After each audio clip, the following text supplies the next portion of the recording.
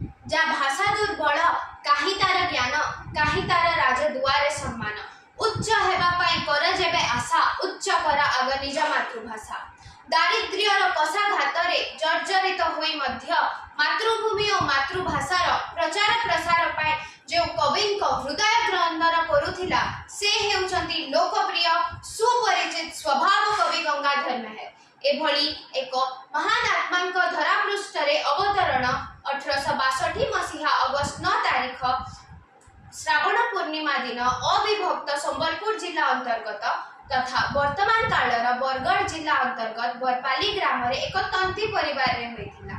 तांको बापांक नाम हैला चैतन्य मेहर और मांक नाम हैला सेवती देवी। से पंचम श्रेणी पर्यंत पाठ पढ़ी हैं।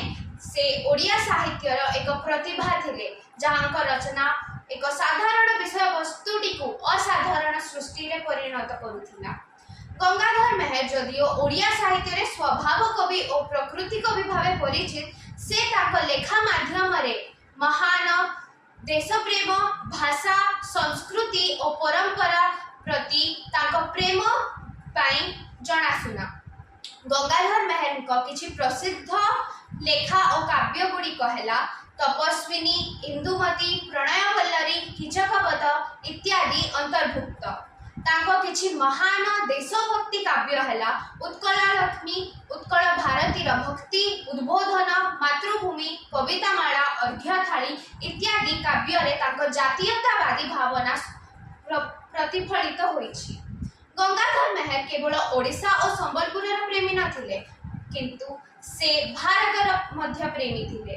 गंगाधर मेहर को जातीयतावादी भावना सृष्टि करिबारे दुईटी गुरुत्वपूर्ण कारण थिला। प्रथमटी हेउची संबलपुर को इंग्रेज शासन मुक्त करिबा और द्वितीयटी होची महात्मा गांधी को नेतृत्व रे भारतर स्वाधीनता संग्राम। से तांको काव्य उद्बोधन रे निवेदन करिथिले जे धन दृढ़ता एवं मनर पवित्रता सहित निज मातृभूमि और मातृभाषार मुह को आलोकित कर। तांकर विप्लवी और आकर्षणीय कृति द्वारा से ओडिशार लोकमानंकु निज मातृभूमि और मातृभाषार विकासर पाई काम करिबाकु आग्रह सृष्टि करुथिले।